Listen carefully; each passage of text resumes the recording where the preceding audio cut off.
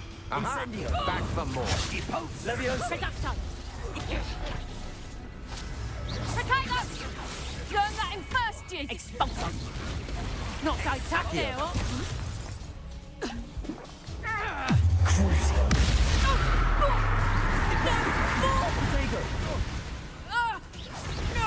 Confringo.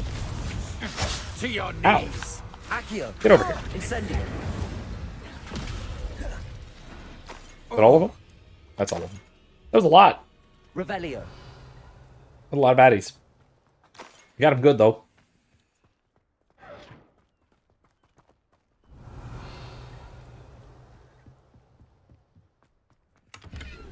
Thought I remembered when I got to this point the last time, I thought I had the Transfiguration spell already. Because that actually becomes one of my favorites. It's probably my favorite, what's it called? Control spell, I guess? The equivalent of Levioso. The yellow ones. Probably my favorite yellow spell. Especially once you upgrade it. Because you can upgrade it to turn enemies into explosive barrels. And then you can throw those explosive barrels at their friends, which is the most morbid and horrific way of straight up killing someone certainly that exists in this game. I don't know if that exists overall, but certainly in this game, there is nothing more horrific than turning someone into a barrel of gunpowder and hurling them at their friend that then explodes. That's unbelievably dark for, a 15-year-old protagonist. Just seems a little dark to me. Just seems a little dark to me, Maybe that's just me, though. Maybe that's just me. Maybe that's perfectly normal. Maybe that's just a lesson to be learned at Hogwarts School of Witchcraft and Wizardry. Revelio. How How to turn your friends into explosives and hurl them at your enemies. Maybe. I'm not going to judge. I'm not going to judge curricula. I make my own syllabi, just like the Hogwarts professors who come up with that nonsense. Anyway, did you just float? Wait, I need to see this. Okay, he just straight up levitated across. What is this? Teach me that spell, please. That sounds really cool. He's old, so I guess I could forgive him levitation. But Revelio. I can't decide if that was an animation thingy, if that was just weird, loopy animation, or if that was actually intended, that he's, magically levitating or something. Oh, God! Oh, there's Professor What? I'm so confused. How did this happen? How did you get down there? There we go. Oh, whoops. I suppose that's the quick way down. What? Falling? Yeah, why didn't you do that? You maybe should have. It was, in fact, the quick way. How do you keep teleporting? Professor, you're going to have to show me this.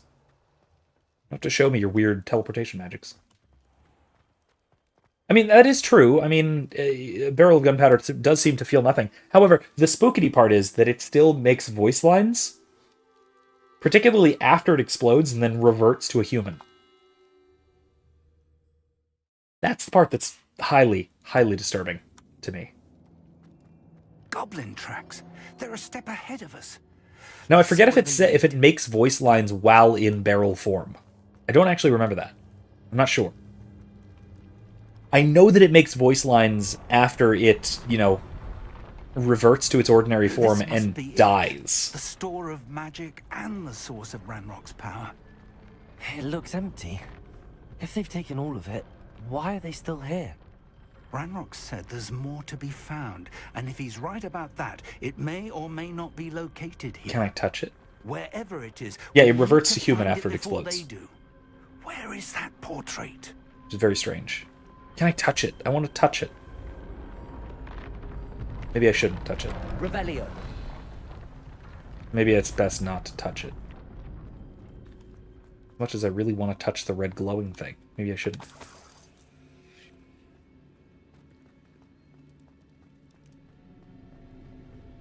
I heard something. I was hoping that was you. Oh, there you are. Hi. What else you got in here? You got some loot. I'm gonna take it. You get sunglasses. Cool. Professor Rookwood, the goblins and dark wizards who've overrun your castle are digging for stores of magic and have broken open some sort of container. No. Things are more dire than I could have imagined. If, as you told Percival, a goblin in his vault was wielding a powerful magic, then they have somehow learned. It cannot be. And sir, they know you were a keeper. Ranrock used the term. This makes no sense. How did...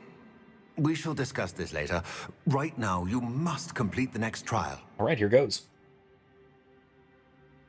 Now let's do Just it. tell me where I need to go. The power you stand to wield must first be fully understood.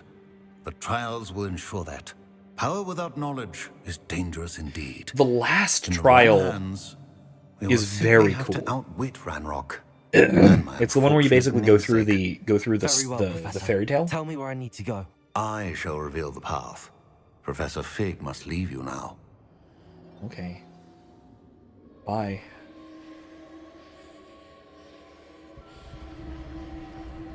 Oh, here it is. Oh. Yeah, the last trial, the one I with would join you if I could. I shall await your arrival in the map chamber. gonna disapparate. Yep. Yeah, the last trial is very, very cool. I forget if it's the second or the third or the fourth. If there's a fourth trial, I forget. I think it's the third. You basically go through a storybook, very much like it's very much styled after if you remember the Tale of the Deathly Hallows. In what was it? It was Deathly Hallows Part 2, one where Hermione is telling the story. It's very much styled after that, and it's very, very cool. It's a really neat sequence. What is this? Huh. It's a Hydra, I assume? Interesting. What's this? That looks like a lot of ancient magic.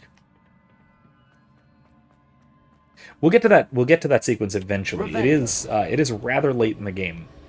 Wow.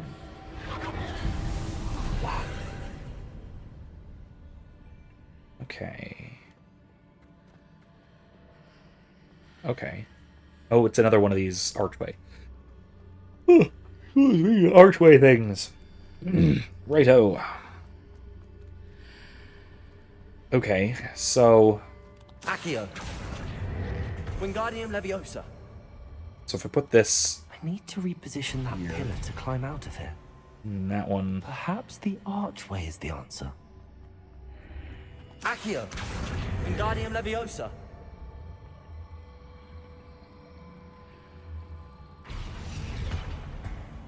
Okay, that will do, but I need to probably scoot it over a little, don't I? Accio. Wingardium Leviosa. Accio. Wingardium Leviosa. Not that one. This one. Accio. Wingardium Come Leviosa. on! Accio. Oh, it's a chest. But can I move it? Oh, wait. Yeah.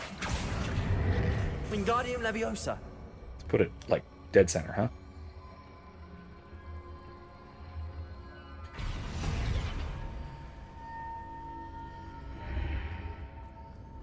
Accio. Wingardium Leviosa. Okay. Put it on top there. Nope. Come on. Accio. Wingardium Leviosa. Wonk. There we go. Excellent.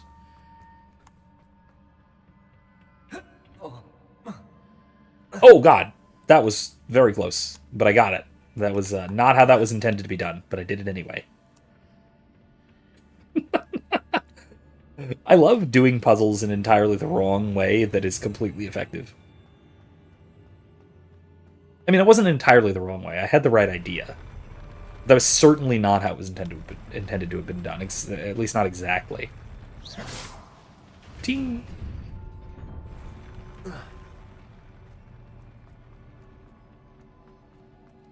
Ooh, a thingy. some monies. Revelio.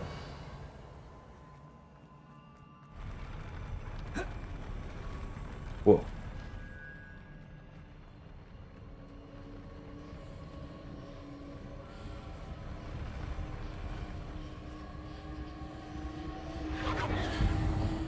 Before I do that, let me make sure that the surrounding area is relatively safe. It's not, but let's move on anyway.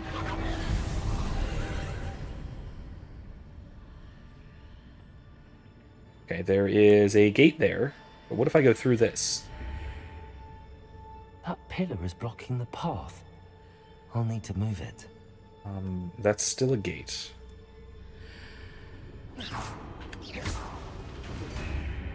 Oh god! What have I done? Accio, Wingardium Leviosa.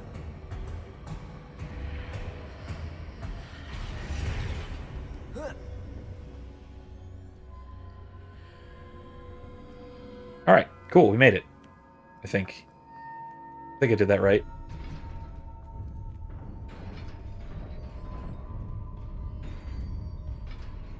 Fascinating.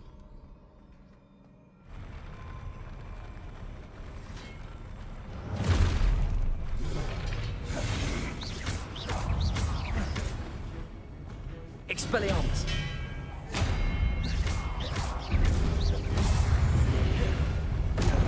Protego.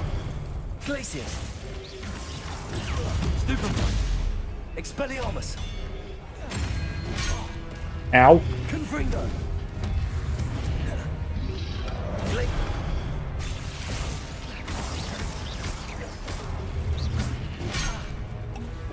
Flipendo.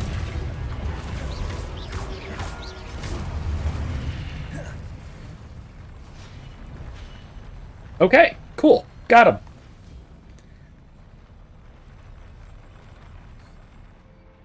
Nothing else in here? Alright, let's move on.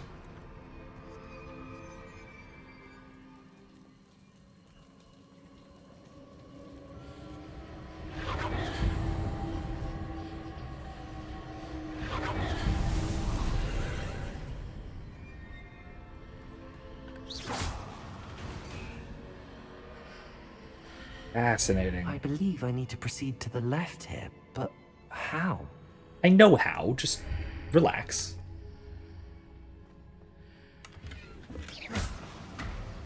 It's not that hard. Oh.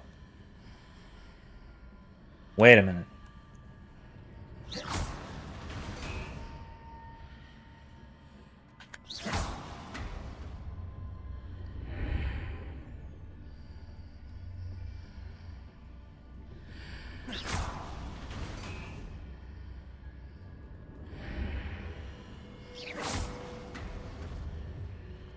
Is that how?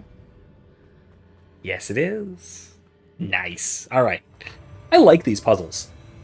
The trippiness of the environments is a little odd. But I really like the puzzles. Erica, if you happen to be watching right now, this kind of puzzling may provide you some inspiration for some more doodads and stuff in that water temple of yours, if you know what I mean. Yeah. Something to think about. Hey. Oh yeah, there you go. You're awake. That's what I thought. I'm just gonna go ahead and zap you. Where'd the other one There's go? a pillar here, but no ledge near it for me to grab onto. Oh, that's bad. Okay, I see.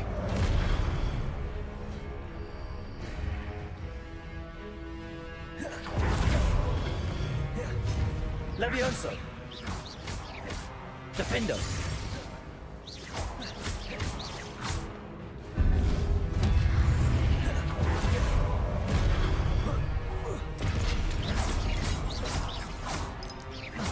Confringo.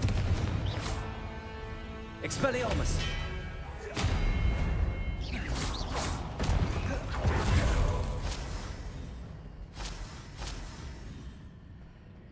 Accio. Wingardium Leviosa. Did that work? Hitting those marks readjusts the archways. Perhaps there's a way forward from the other side of this. Oh, that didn't work. Accio.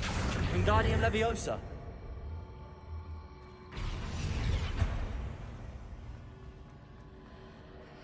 Yeah, but now if I...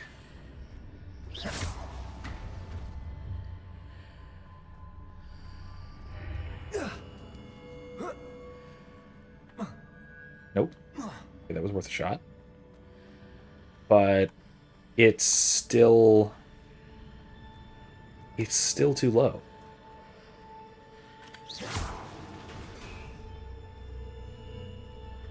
Wait a minute. Leviosa.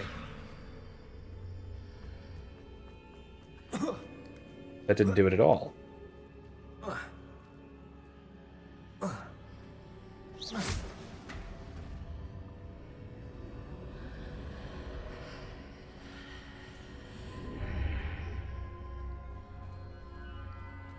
Is it possible to pull one of those blocks through the archway? Yes, but why? Leviosa.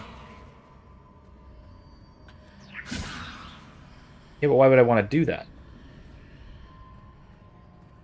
Accio. Accio. Wingardium Leviosa.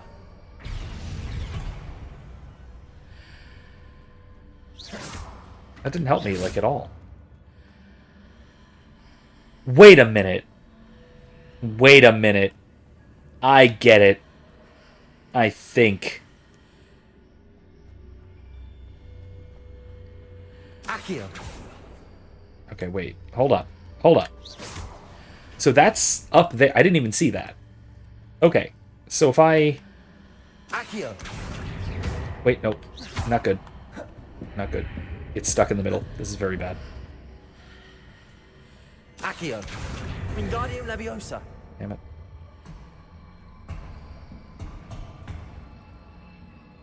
How am I doing this?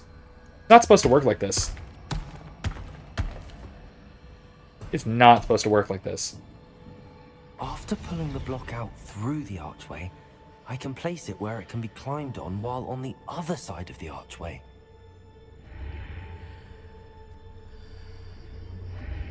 Or I can cheat.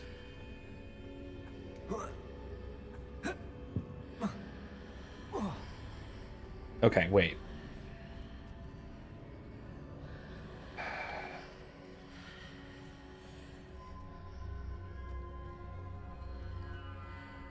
Accio.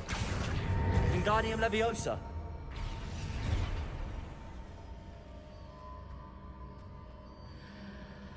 Accio. Wingardium Leviosa.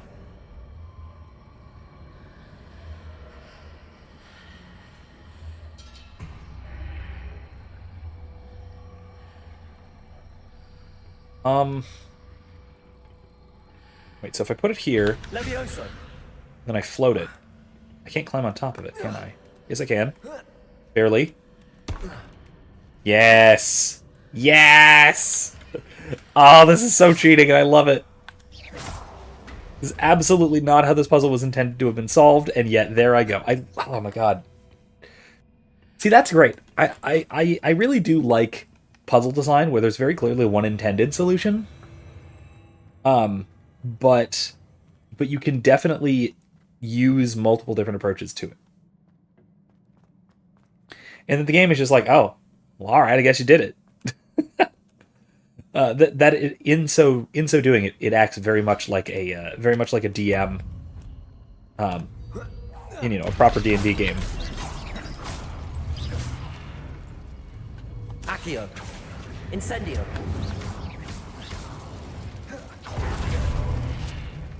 Okay. But yeah, it acts very much like a proper DM who just has probably an intended solution in mind for the players to figure out. But when they come up with an entirely different alternative solution, all right, fine. Ah, okay. So there's a chest up there. I need to rotate it. I can't go through, but the thing can be rotated.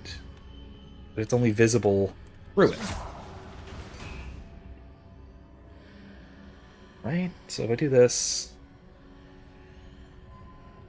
Oh, that's fascinating. Oh, that's fascinating. Okay, I get it. I get it. I have to summon it. There we go. There we go. Very cool. Very cool. All right. I dig it.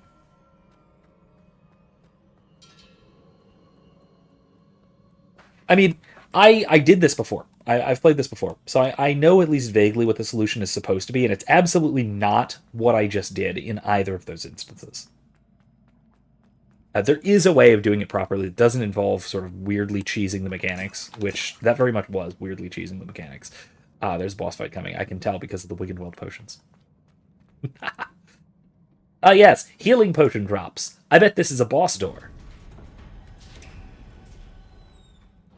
Wait, it's not? Revelio. Oh. That was weird. A little shaky. I'm spooked.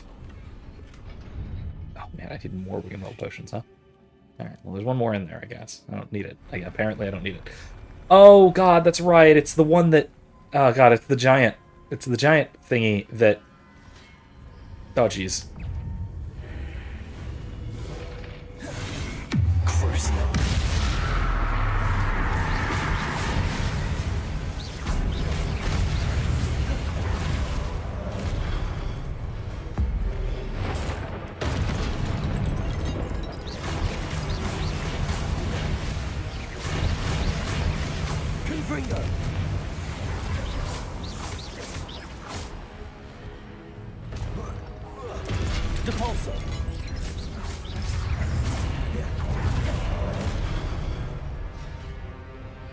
Defender. Protego.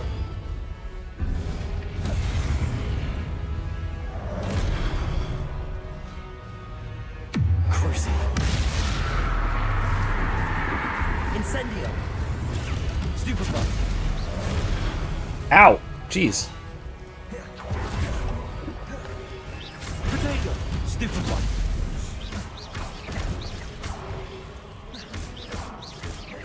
Defender. Accio. Incendio. Stop it. Yeah, not many games reward you for going against the proper predicted, the correct path. I appreciate it when they allow for that sort of thing. Whether they encourage it or not.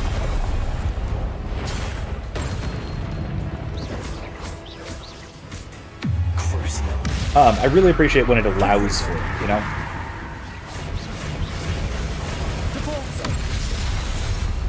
One more ancient magic. Yeah, that'll do.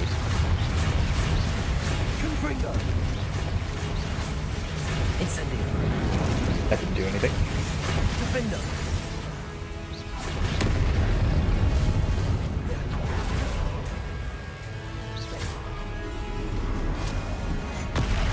Ow! Mistake. Unforced error. Ow, more unforced error.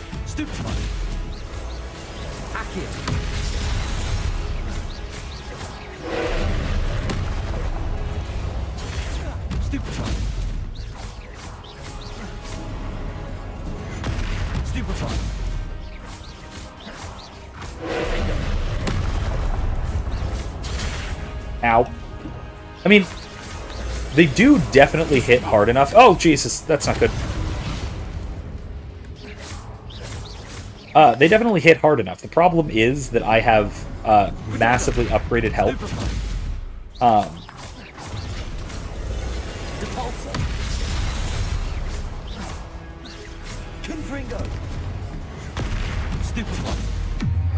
So my damage output and my health are actually like astronomically higher than they probably ought to be based on the level.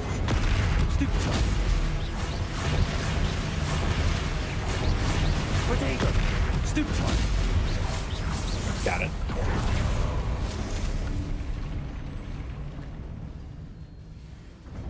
Here we go. What a relief. These things are they're much harder early game than they are late game. They begin as they actually do scale pretty well, but you do surpass them relatively quickly. So they start off where one of them is a serious threat to you. Hey, it's Rookwood. in swoopy spookiness. Very spooky. Revelio. They start off where one of them is a very serious threat, but eventually they get to the point where one of them is basically a joke, and you can take out 4 or 5 at a time without a problem. Then they throw the bigger ones at you, and the bigger ones start off as a pretty significant threat. Not horrifying, but a significant enough threat. One of the medium-sized big ones is a big enough threat to be a big deal. Then you get to those things, the big ones, big ones that I just fought with, the one in the center that keeps throwing big attacks at you that you can't you have to either dodge or block or use a particular kind of spell at it, that kind of thing. And especially before you have a bunch of different spells at your disposal with different cooldowns, it becomes very difficult to juggle between CC spells and alteration spells and then damage spells. Right? Because when you only have one of each, if you throw one and you just threw one, and then it charges up a ball of that color, you're screwed. You have to either get out of the way, and then you're stuck not being able to damage it very much. So it's a really good, it's a really well designed boss fight. It's just once you get to a certain level, it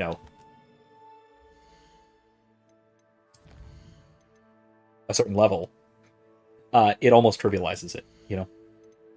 I have 4 talent points. I can afford some of these. I use Defendo a fair amount.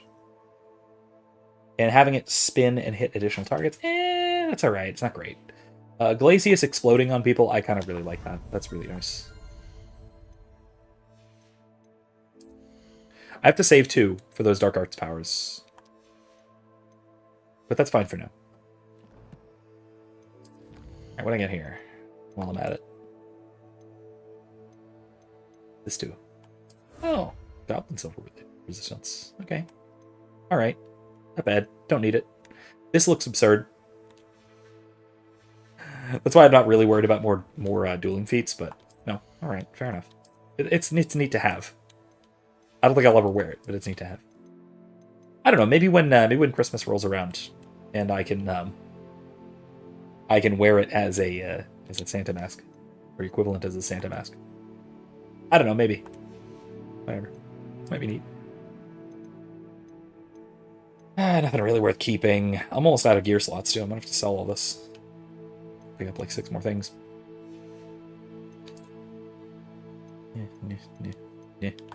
Yeah, nah. Nothing great. Okay. Onwards. Let's see this. Let's also see how this cutscene renders. See if it still does the audio lag thing, or if the new CPU has fixed it. That is... The audio is spot on. I'm pleased. I'm pleased with the change. Much better.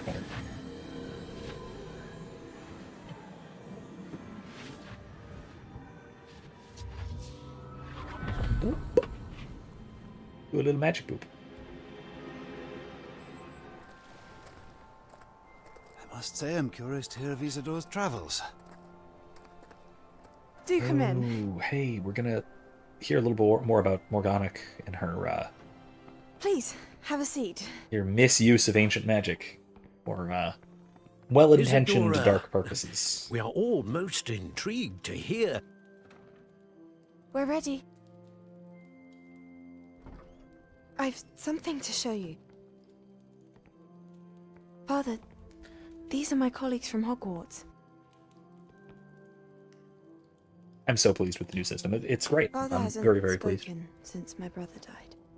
Big increase in RAM. I went from 14 to On my 32 channel, gigs, which is I great, as well as confirm that 4 which I've generation always upgrade in believed. CPU. That we have the power to take away pain.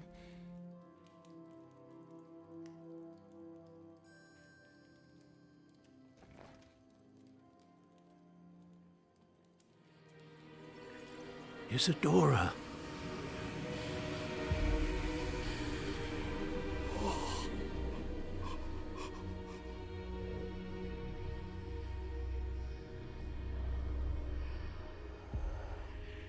What have you done?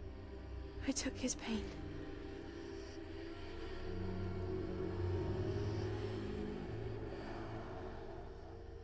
This is uncharted magic, Isadora. You can only see what has been sealed in the jar, and we do not know what power that may hold. But the traces of that magic are different from what I've seen before. Thank you.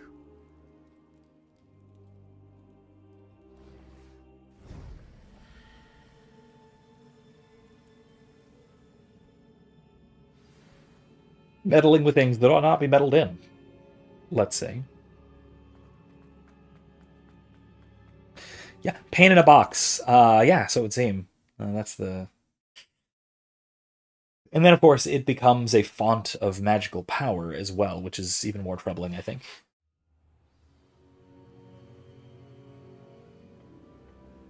Which, by the way, like, fonts of magical power have never really been a thing in Harry Potter.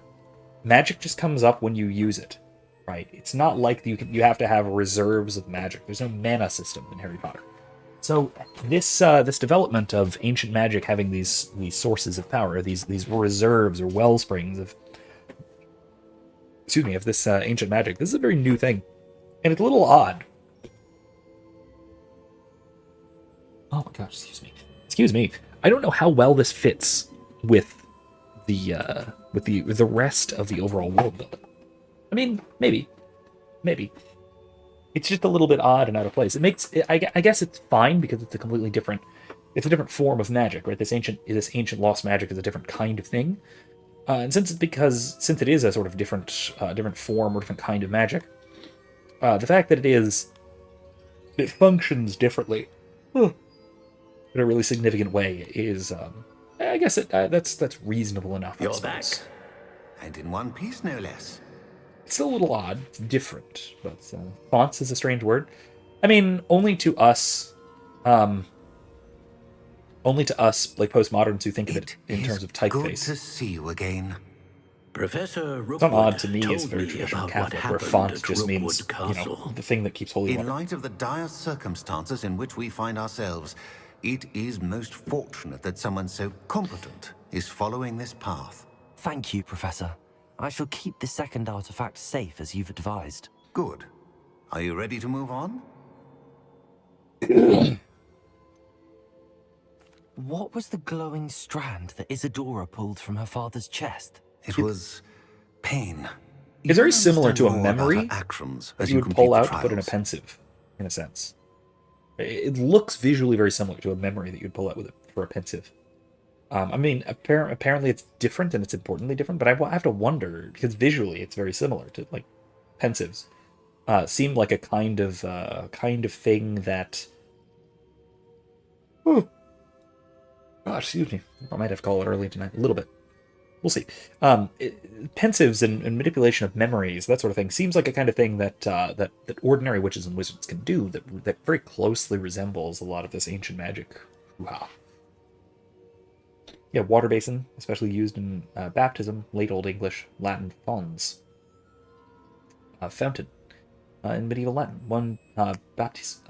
fons baptismales. Yeah. Word is sometimes used poetically for a fountain or a source. Yep. And again, I see the term used pretty often because the things that when you walk into a church, when you walk into a Catholic church, they have the little bowl of holy water that you dip your finger in and do the sign of the cross. That's called a font. So is technically any source of holy water. So I don't have any in my office. Maybe I should. I don't have any in my office, but I've got one in the other room. A little vial of holy water. It's called a font, technically. It stores and it is used as a source of holy water. So again, it has this sacramental connotation, at least, rather than just a fountain or a spring. Oh, excuse me. Gosh, excuse me. I'm gonna have to wrap it up soon. But it has this very, very sacramental character to it. I'm ready for whatever comes next. In that case, introductions are in order. Allow me to introduce former Hogwarts headmistress, Neve Fitzgerald. I love the spelling of that name. Neve. I love Gaelic. How so do you ridiculous. do? I must say that I was not entirely surprised to learn that a student had been completing the trials. Well, you're very Welsh. I've always believed Hogwarts students capable of anything they set their minds to. Thank you, Professor. It's a pleasure to meet you as well. I am certain that you are more than capable of completing my trial. However, I must first, how shall I say, prepare the location of your next trial. Were you going to do that as a We painting? trust your judgment, Professor Fitzgerald. You should know better than anyone how to manage the inconvenience of, well... A vainglorious and exasperating headmaster? Indeed I should. I shall confirm that everything is in order immediately. Got it. Of course. Professor Fitzgerald needs some time to clear the way forward. Until then, you should continue to hone your magic. If you learn more about Ranrock and Victor Rookwood's activities in the meantime, please let us know. Very well, Professor. I don't think thumbs up existed in the late 19th century when this takes place. It's certainly not in the wizarding world. I know. Maybe it did, I don't know. Continue to hone my magic. You do learn quickly. Hopefully you will soon hear from Lodgok as well, and we shall learn how he fared with the helmet you retrieved. Well done today, as always. We shall speak again soon. Alright. So let's see. Oh, it's wintertime. Oh, wonderful. Oh, it's delightful. I mean, I wish it were anywhere near this cold. Here and now. Even though it is like 60, I don't know, 68 degrees probably. But man, that's so nice. It's so very nice.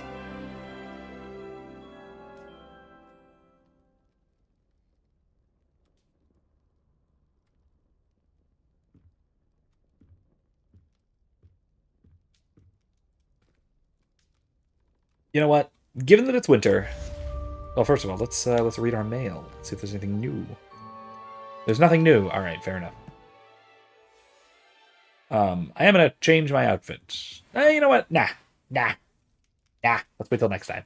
Let's keep up the pumpkin head, at least for now. It's still Hallowtide.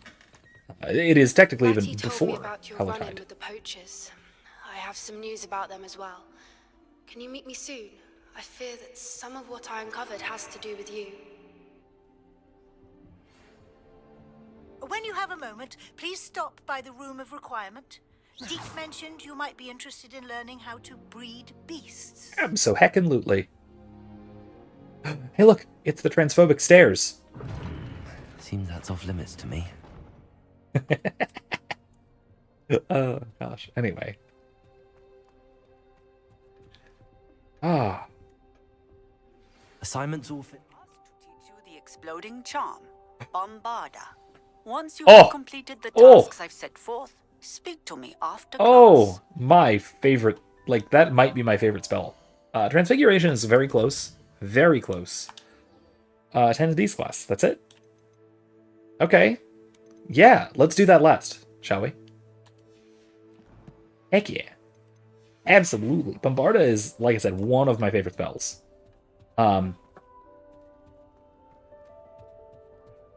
Transfiguration is very nice. I think it's like Animaphores or something. It's very nice, but mostly when you upgrade it to explodiness. But I will say, it's... what is this? Oh, it's level 3 lock. I see.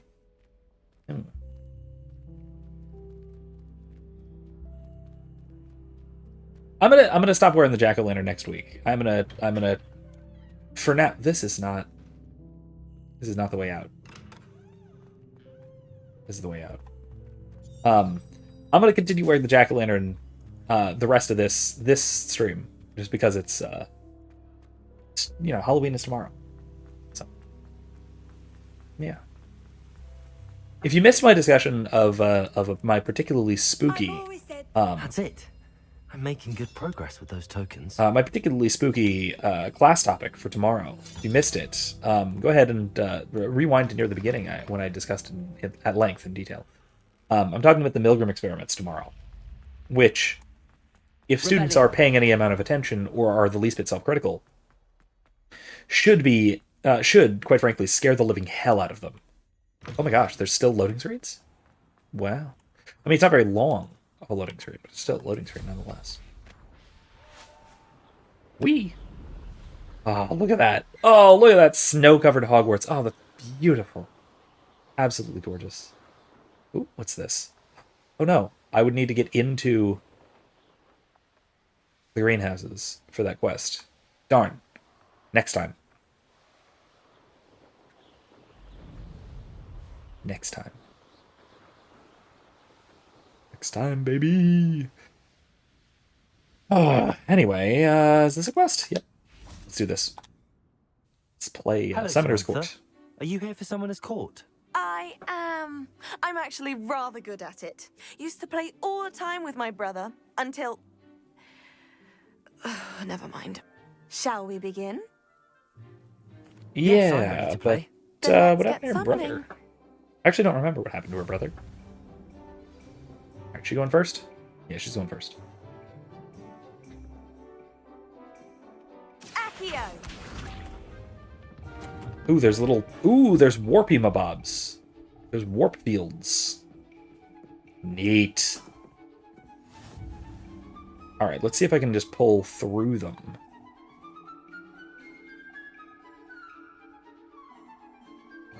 If I keep... Okay, wait. If I keep hold of it.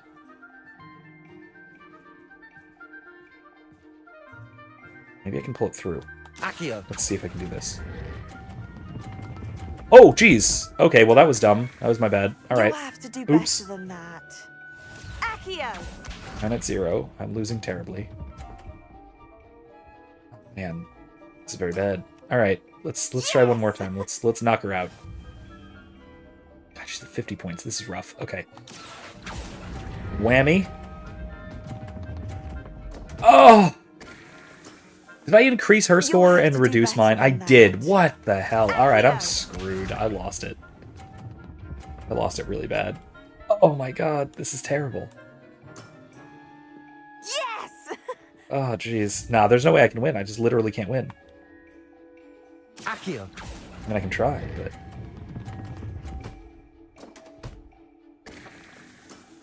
I mean, I knocked you down. I'm only 10 points behind. How about that? Wait, it's over the line? Are you serious? Oh, okay, no. Okay, it counts as 50 at least. Oh my gosh. Rematch. I want a rematch. Rematch. Rematch me. Good match. Care to have another go? Absolutely. But of course. I can... Splendid.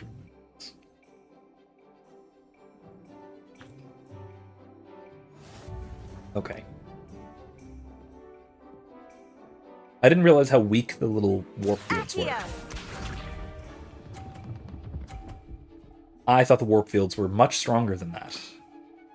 Yes! Okay, so if I go here, if I knock this one into hers and knock it off the side, Accio. should be okay. That didn't work at all. Damn. Okay. You'll have to do better than that. Accio! Oh, yeah, I will have to do better than that. Damn. Okay. Okay, I can knock that one out. That's fine. Yes! Okay, so if I go here, it's gonna pull that way. So that's fine.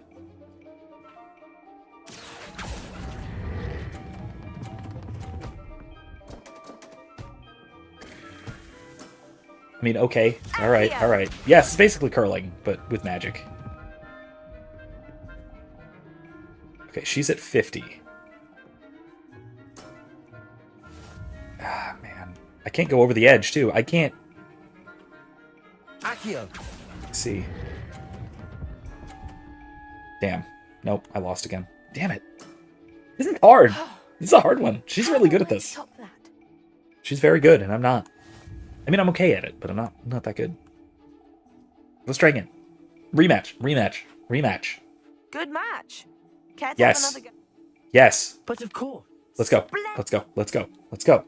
Let's go. I got a half an hour. I got a half an hour left. I can do this. Avada Kedavra. No, he's not. I'm not that evil. Yes, I'm Slytherin, but come on. Alright, let's try this again, shall we? Let's go with that one. Yes!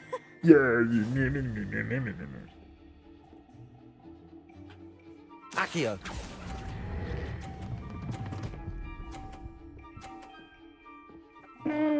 kidding me? That was sensational. Accio. I upgraded hers to 50, though. Darn it. Okay. Oh, jeez. Okay. And knock that one off? Maybe? I don't know if I can do that. Right, we're even for now. Accio. Alright, it's up to the last one now. Haha! I just have to score 10 points. I can do it. Thinking. I literally... Okay, I just have to score at all, and I got it. Accio. There we go. That settles it, then. Okay, I got lucky there. But it counts, okay? It counts. It counts. It counts as winning. Protego. Okay? That counts. After your poor show against Natty in class, I thought I could beat shut you. Appears I overestimated myself. That was rude. You really did play well, I'm Don't sorry. say that, Samantha. You're a fine player. Well, that's You beat the very living hell out of me kind. like 3 times. Let's just say if I'm good, Oh, man. then you're better. I happen to know who you're up against next, and she's no shy opponent. Okay. Best of luck. Right. Thanks. Wonderful.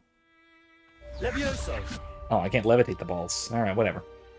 Alright, let's go to Beast class, and then we'll wrap up, even if it's a little bit early. I do have to prep for class tomorrow. I am going to be talking about the Milgram experiments again, which, again, if students are the least bit self-reflective, should be absolutely terrifying.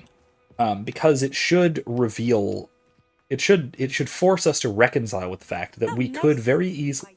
Excuse me, we could very easily be convinced to very willingly and very voluntarily do horrible things that we know are wrong. We don't know about beasts. So much to learn. Textbook execution. Bravo. A moon calf. Its eyes. I love its eyes. They're ridiculous.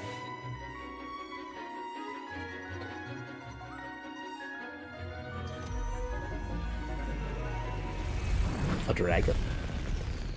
Firework dragon. Gandalf moment.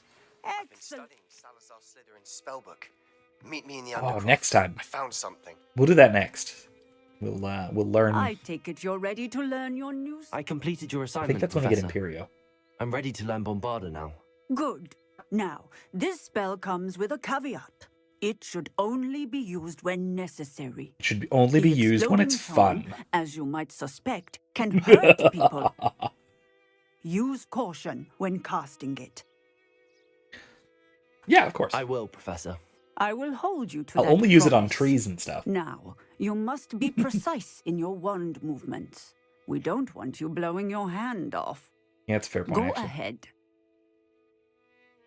Nice. Yeah, we can be steady easily wand convinced to movements. voluntarily do horrible things. Yeah, Remember, absolutely. the Are you familiar at all with highly the volatile. Milgram experiments? I mean, look, if you're not, that was the point, right? That was a period. That was the end of the sentence. Right? If you don't actually believe me, if you don't think that we can be Now, convinced let to us do put it horrible into things completely practice, shall voluntarily, we? according to Go our own will, ahead and try it on the pumpkins. I invite you to consider the last few years. Right? Think about... Incendio. Oops. Spell. Bombarda. Excellent Woohoo! wand work. Cast the spell just like that every time. Like, think about... And in control. Think about what we were more or less convinced to do over these last few years with respect to COVID and the various COVID restrictions and things like that. We were basically convinced to do some absolutely ridiculous, absurd, and obviously pointless things. Actually, let's do that next. And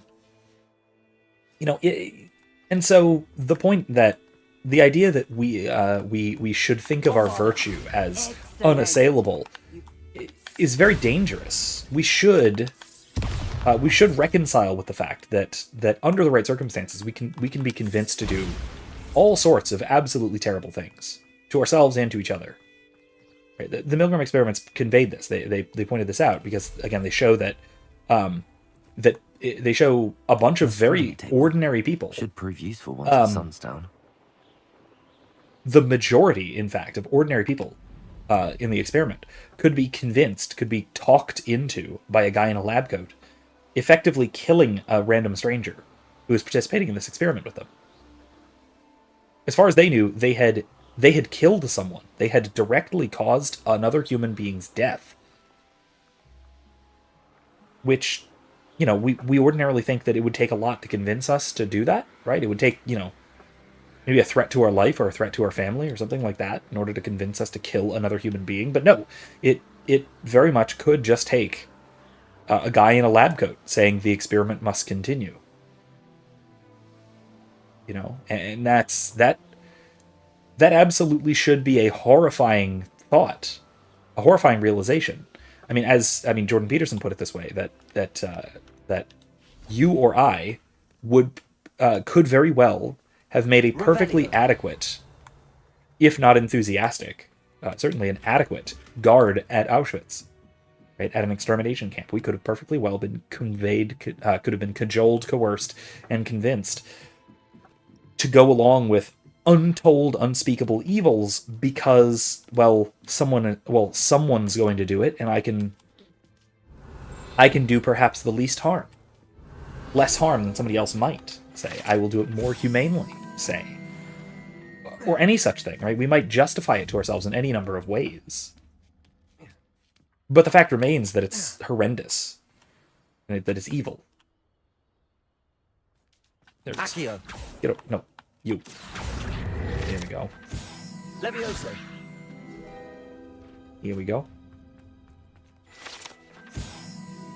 Revelio. The owlry.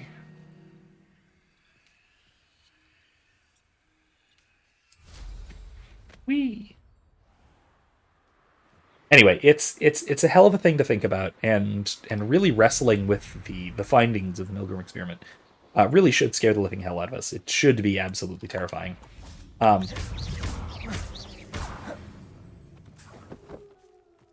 So it's could it be? It's something to really think about that we often don't.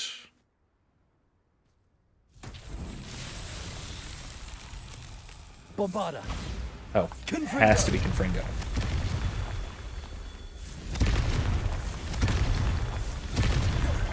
Not so tricky after all. Easy peasy. Merlin. Anyway, the actual original documentary on the Milgram experiments is already in the description, and when I'm done with the stream, which will probably be, honestly, I'll probably just wrap it up now. Because I do have to, like I said, I do have to prep for class tomorrow.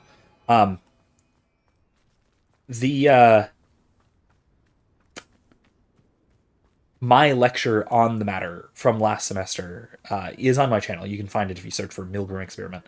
But I'll also throw it in the description after the fact, as soon as we're done.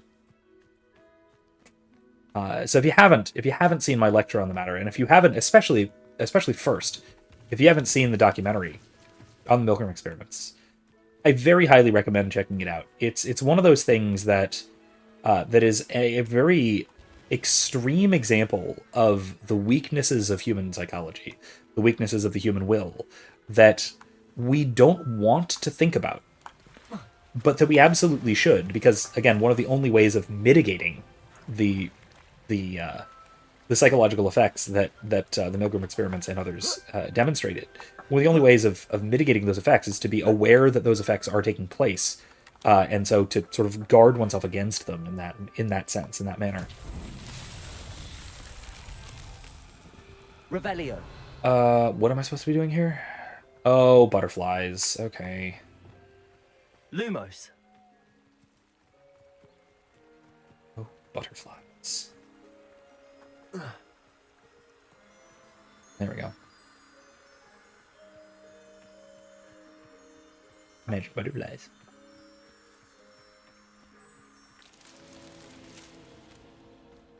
Are there more? Or is it just the two? Two swarms. Now there's another swarm, too.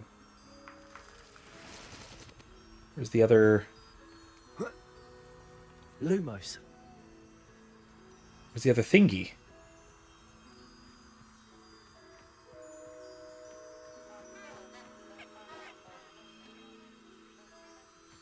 Revelio. Lumos. Get back here. Oh, it's up there. Wow. Okay, I'm dumb. Anyway, it's a hell of a thing to think about. It's a hell of a thing to look at, and it should scare the living hell out of you. Like I said, it's a very appropriate sort of Halloween thing to discuss because it's absolutely a psychological horror. I don't know, thing.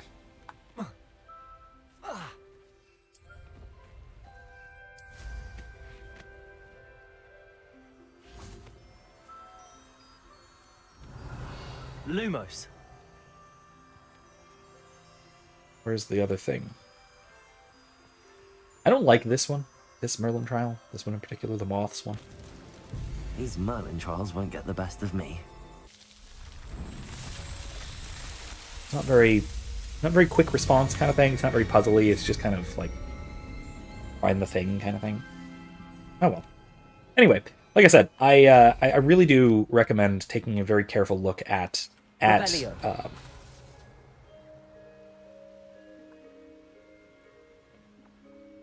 the Milgram experiments in general, but then take a very close, careful look at yourself in light of them, in light of the findings of the Milgram experiment.